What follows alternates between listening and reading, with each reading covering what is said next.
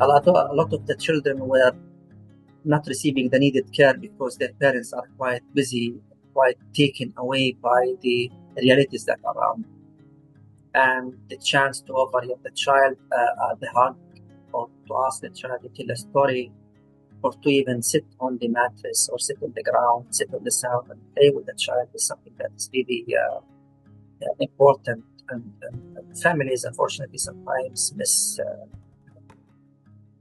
having that. Some of the stories that we saw is children who lost everyone in their families.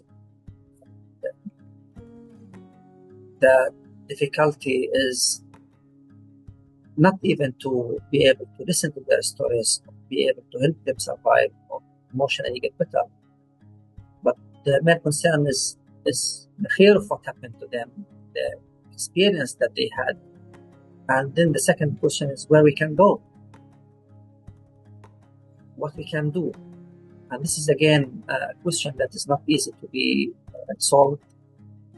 Some of those kids without accompaniment, they are staying with families of cousins or their parents' cousins.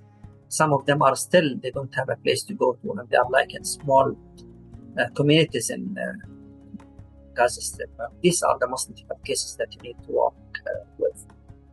I hope that the conditions will improve and they will allow us to do better for the sake of the children.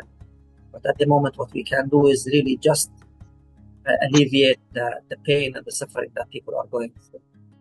Well, in one hand, most of them, they already know what happened when you meet them. They already show some signs of distress. Some of them, they show extreme signs of distress. Some of them are completely mute. They do not really talk. They do not communicate. And in some of those cases, you can just sit in silence and ask the child if you would like to tell something or say something. Perhaps in the first meeting, they will not say anything. Perhaps in the second meeting, they will not say anything. But maybe in the third, fourth talk, you need to show a lot of patience with that.